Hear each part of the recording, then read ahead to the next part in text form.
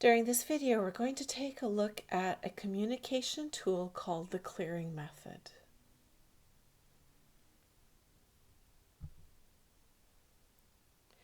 So when you think about different types of relationships, whether they be work, personal, or family, what are some issues that may come up that you'd like to get more information on from the other person?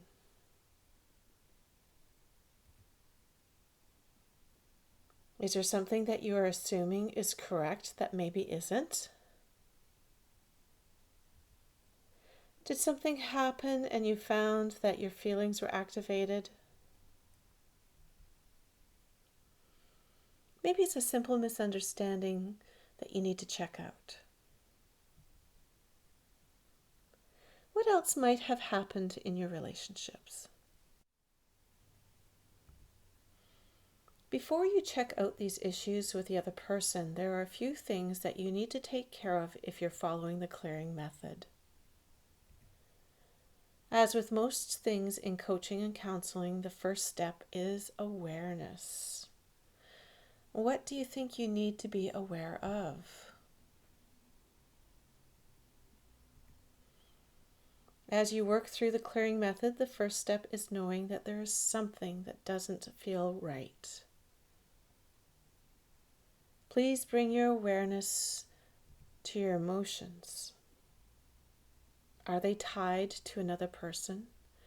Do you believe checking out this issue with that person will help? And so your first step is to get very clear on what is going on within your body. Is there a sensation? What are your emotions?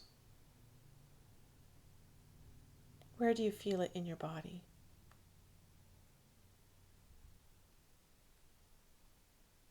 The second step, if you decide you need to involve another person, is to determine your intention in approaching that person.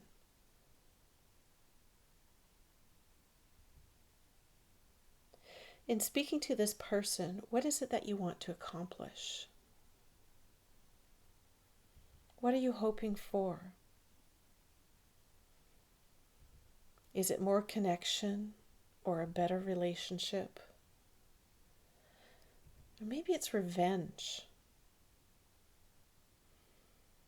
Or maybe you just really want the other person to admit you are right.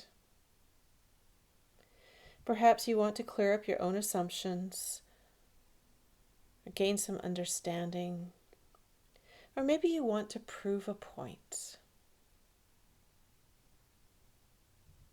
In looking at your intentions, it is also important to find out if you are tied to an outcome. What happens if you approach this person and they don't budge their position and they don't agree with you? Is it okay with you? What are your expectations? In the clearing method, it's best to try to go forward with no expectations on how the other person will react. Not always an easy thing if you're a human being.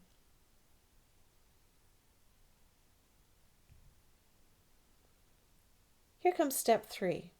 This is giving you the opportunity to express any strong emotions before you speak to this person.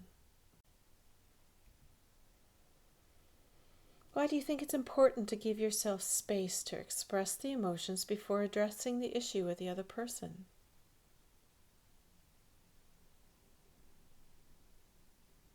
The hope is that you will be more able to have a conversation without emotions overtaking your critical mind.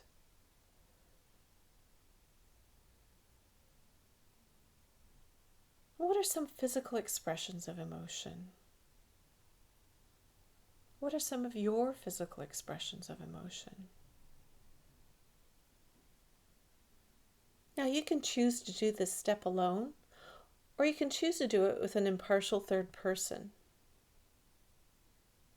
If you do just decide to work with someone, what might be some ways to express your emotions with others in a self-responsible way?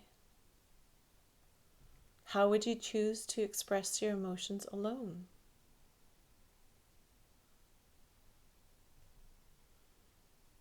Now, the amazing thing is that having time to express your emotions might be enough.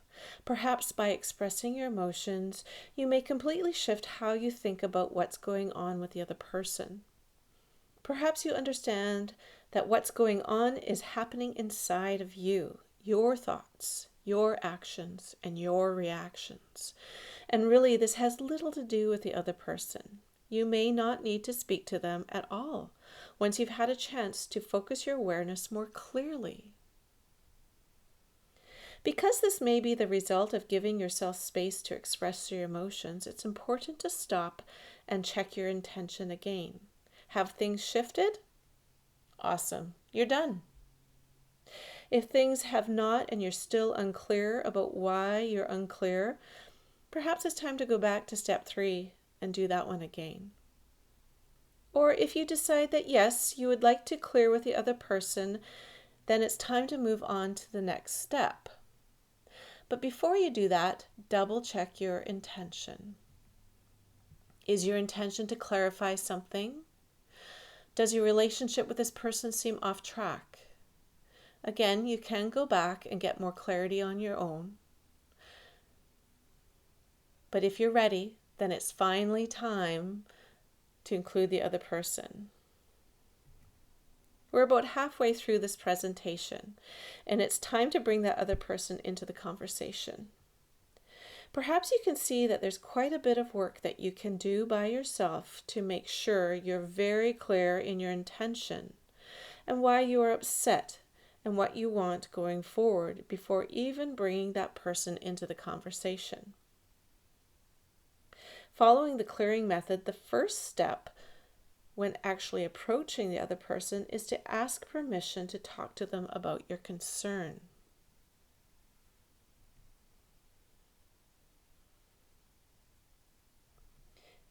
Very important. Please remember to use your self-responsible language and to speak from I. The following slides show examples of how not to ask permission.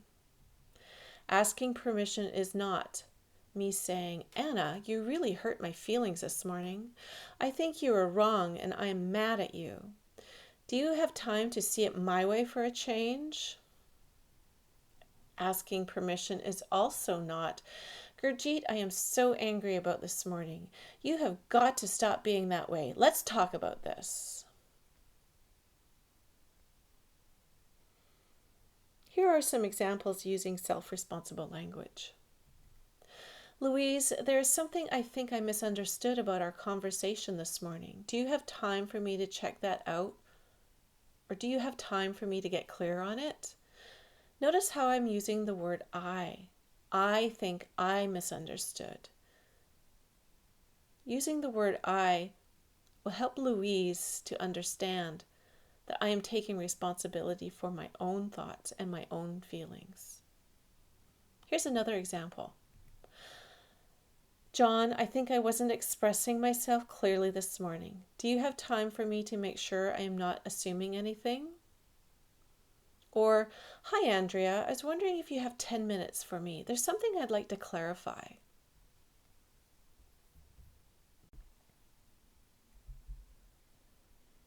Like so many things that you are learning in coaching, this type of speaking may seem unnatural at first, and that's totally normal.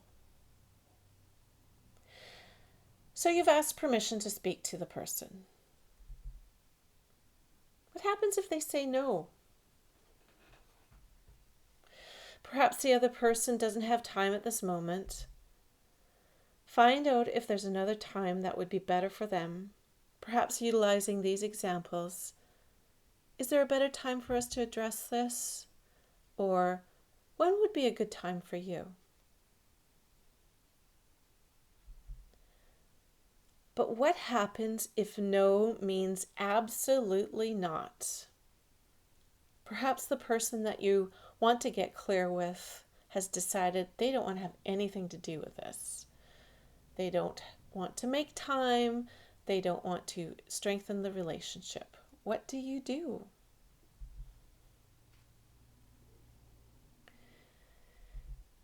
This means having to take the higher road. If no means no, and they do not want to discuss it at all, please do not proceed anyway. This would be a very big mistake, especially if your goal with this person is to build the relationship. If that's your goal, proceeding when they say no will not allow you to accomplish that. If no means no, you must find a different method to clear the emotions and feelings that have been triggered during this concern.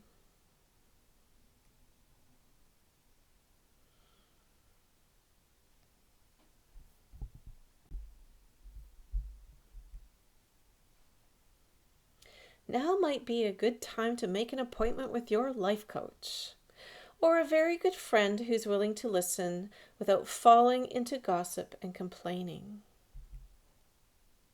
Explain to that friend that they do not need to fix or even comment, that you simply need a place to speak the words out loud and get the emotions out of your body.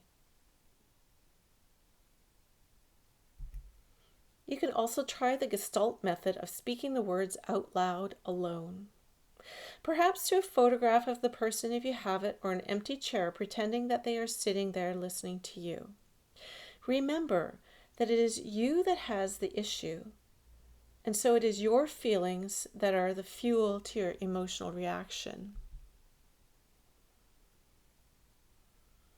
Really, it has quite a bit less to do with the other person.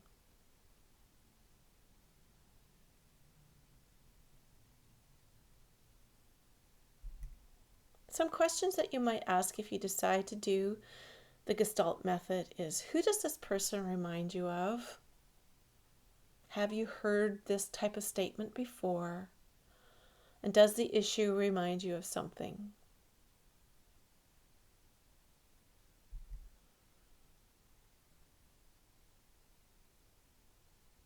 Remember, the issue is about you and your feelings and less about the other person. Can you change the other person? What can you change?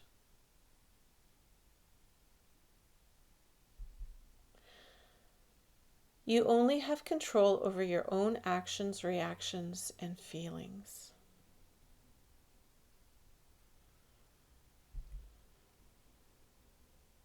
Now, perhaps the other person says yes, they do have time right now, or they have time tomorrow at 9 a.m. So if you are proceeding, the first step is to establish guidelines.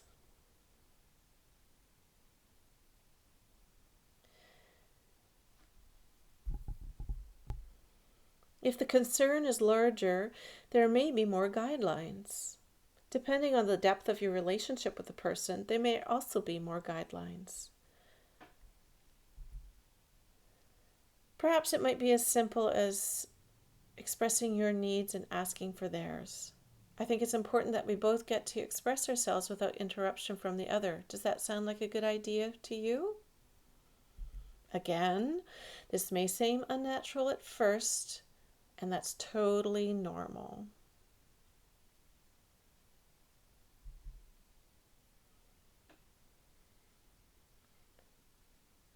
Creating guidelines doesn't need to be a big drawn-out step. It may be as simple as saying that I'd really like it if we could just sit down and discuss this and try to stay calm. Here are some examples of different guidelines that you may like to have. Remember to always phrase it from I. If I'm uncomfortable with loud, angry voices, I could say, I am uncomfortable with raised voices. Can we please agree not to yell at one another? If you're concerned about violence, definitely address it. Some people don't want to be called names. I don't really blame them. Speaking of blaming, how about no blaming? This is not my fault, not your fault. Allowing each other time to express, and if it cannot be completed, that we agree to come back to it within a certain amount of time.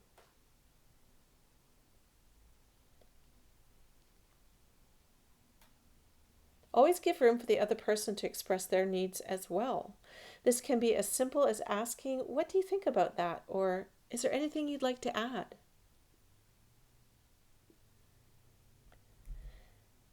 Here we are at step 8, and we're only just now finally addressing the issue.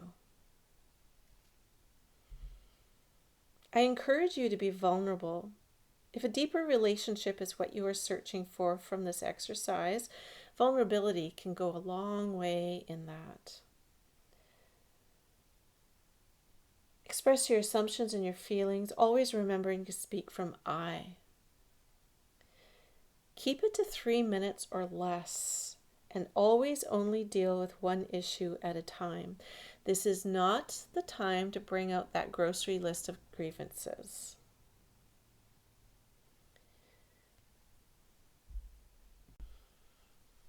Use the following formula until you can make it your own.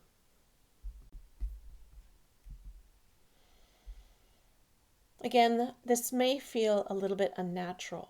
If you hope to use this method with someone that you love, perhaps when things are going really well with them, you can share this video with them and explain to them that they are a super important part of your life, and you want to make sure that the two of you always have strong and healthy communication. That your goal is to strengthen your relationship, and perhaps they will be willing to try this method as well. And so here is the formula. When I see you do, hear you say blank, I feel, whatever I feel, sad, angry, confused, scared, unsure, etc., because I make it mean blank. Am I correct in that assumption, or did you mean something else? Let's create a couple more clear examples of this formula. When I see you slam the door and I hear the slam, I feel afraid because I make it mean you're really angry at me. Am I correct in that assumption, or did you mean something else? When I hear you yell at our son, I feel kind of angry and defensive because I make it mean that you might hurt him and I need to protect him. Am I correct in that assumption, or did you mean something else? Here are some additional relationship building comments on a way to approach the person that's a little bit less formulaic. I think I may have understood something yesterday, and because our friendship is important to me, I wanted to clarify it so we don't move forward with a misunderstanding between us. This morning I saw something I didn't understand. I just want to make sure I'm not making assumptions. I'm thinking about our argument last night. Our friendship is important to me, so I want to make sure we are okay. I said something this afternoon that I think was stupid and thoughtless. I just want to make sure you understand that I sometimes speak before I think, but I am working hard to change that. I hope our friendship is okay after what I said. Remember that this is a give and take method. So there must be space for the other person to express themselves as well. Please remember they may not have had the same training as you. Often when a person has something to say, it's more about them and less about the person they're talking to. Have you heard that quote that says, "What other people think of me is none of my business"? It's true, you have no control over what other people think, say, or do. What they think, say, or do is really all about them. So going forward, give space to the other person means that you're asking them how they feel about this, or does it sound right to them? All these examples equal that their feelings are important to you. And so be prepared. They may have an emotionally filled response that may or may not be self-responsible. This can be the hardest part, especially if they respond in a way that you don't want them to. This goes back to having expectations. This is why we suggest that you do not have expectations when you go into such a conversation, except for maybe clarity. Remember to keep checking your intention. If it is clarity, it doesn't matter what they say. You will be closer to your goal. Are you tied to an outcome? Is it that you want them to like you more? Are you expecting a certain reaction?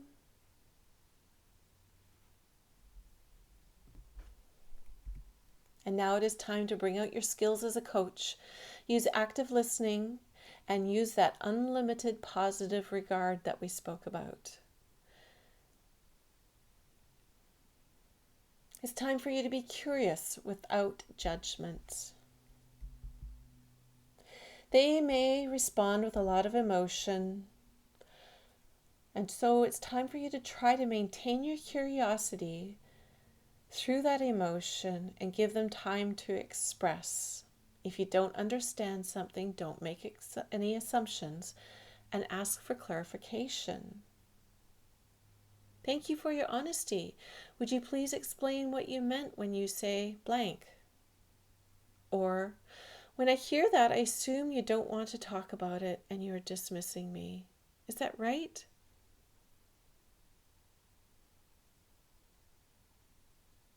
Remember to speak from I.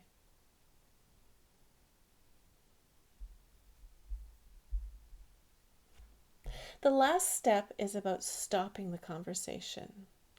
Continue only as long as it takes for one of you to want to stop.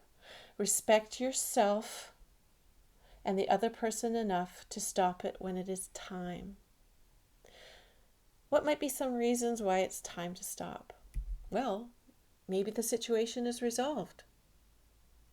Maybe they need a break, or maybe you need a break. If you stop due to high emotions, wait until things are a little bit calmer and then go and ask them to please have time to readdress the issue at a future date. Then you got to start with step 1 again. And so this is the clearing method. Find some people close to you who would be willing to practice this with you. Then if an issue does come up with them in the future, they will understand why you are speaking so differently, and you will have a chance to grow the relationship. Practice, practice, practice.